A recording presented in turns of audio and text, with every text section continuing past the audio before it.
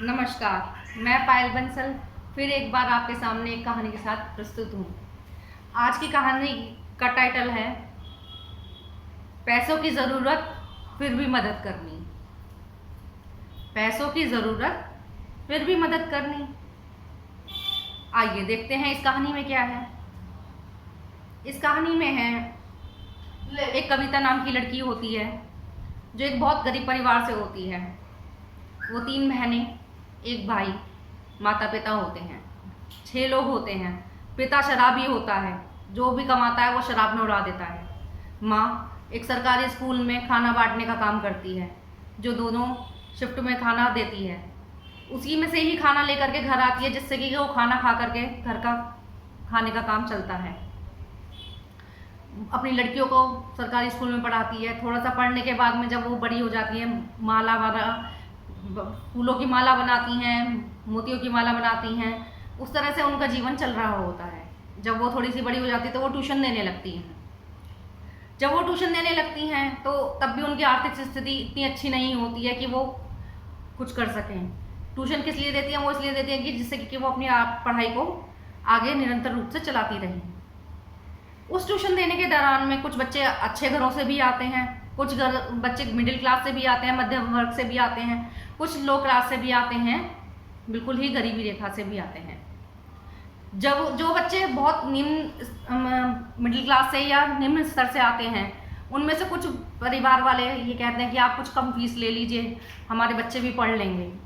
क्योंकि वो लड़की खुद गरीब होती है और उसे पढ़ाई की महत्व भी पता होता है और पैसों की ज़रूरत भी पता होती है और तंगी भी पता होती है, तो वो कहती है कि चलो जो हमने झेला वो ये बच्चे ना झेलें, मैं कम पैसों में भी पढ़ा दूंगी। वो पढ़ाने लगती है। ये बात कुछ अच्छे घरों के माँ बाप को भी पता लग जाती है। वो कहते हैं भाई तुम इनसे तो इतने लेते हो, हमसे क्यों इतने लेते हो, हमारे पैसे क्या पेड़ पे लगते हैं? वो कहती है पेड़ पे किसी के भी पैसे नहीं लगते हैं, ज़रूरत मुझे भी पैसों की और मैंने पैसों की वजह से ही ट्यूशन पढ़ाना शुरू करा है। लेकिन मैं इन बच्चों को इसलिए थोड़े कम पैसों में पढ़ा दिया करती हूँ जिससे कि इनकी पढ़ाई भी निरंतर रूप से चलती रहे, इनको पैसों की वजह से इनकी पढ़ाई का नुकसान ना हो। आप लोग दे सकते हैं, इसलिए आपसे पूरी फीस लेती हूँ। अगर आपको भी परेशानी है तो आपकी जो इच्छा करे आप वो दे सकते हैं। उसने बड़ी निर्ममता से ये बात कही, लेकिन वो लोग उसकी बात को मानते हुए कुछ लोग कम कर देते हैं, कुछ लोग उसको उतने ही पैसे देते हैं। इस तरह से चलने लगता है। लेकिन जिनके बच्चों को वो वास्तविकता रूप में थोड़े कम पैसों से पढ़ा रही होती है, वो लोग उसे दुआएं देते हैं कि आप अच्छा पढ़ो, अच्छा लिखो, अच्छा बनो। ये उसका एक कर्म था जो कि उसे भी पैसे की चाहना होने के बावजूद भी वो उनको कम पैसों में पढ़ा रही होती है। उस पर पहले 2 बच्चे होते हैं, 4 बच्चे होते हैं, फिर इतने बच्चे आने लगते हैं कि वो कम पैसों में भी पढ़ाती है, तो उसके पास बहुत सारे बच्चे हो जाते हैं कि उसकी ज़रूरतें पूरी होने लगती हैं। वो खुश होती है कि मेरे आज एक बैच से 3 बैच चलने लगे हैं, मेरे पास काफ़ी बच्चे आने लगे हैं, मैं अच्छा खासा कमाने लगी हूँ। दोनों बहनें पढ़ाने लगती हैं, तीसरी बहन नहीं पढ़ाती है क्योंकि वो काफ़ी छोटी होती है। कामयाब बनते हैं, आगे पढ़ते हैं, पढ़ाते भी हैं। एक आगे चल के वो 10th में अच्छे नंबर प्राप्त करते हैं, 11वीं 12वीं भी करते हैं। फिर उसके बाद में वो लोग जॉब के लिए तैयारी करने लगते हैं। जॉब के लिए तैयारी करने लगते हैं तो दुआएं तो उन्हें बहुत मिली होती हैं कि आप ज़रूर कामयाब होंगे, तो दोनों को कामयाबी भी मिलती है।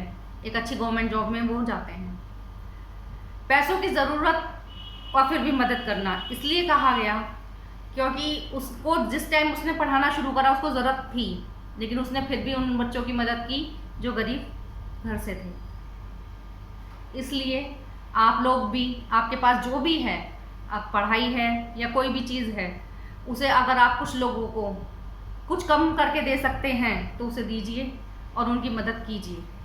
आपको उसका फल भी ज़रूर मिलेगा आगे चल के। जैसे इस लड़की को मिला, वो कामयाब हुई, आगे पढ़ती गई, लिखती गई और पढ़ाती गई, पैसों की ज़रूरत के साथ में भी मदद करती गई। एक अच्छे भावना के साथ में उसने अपने जीवन को व्यतीत करा और कामयाब भी हुई।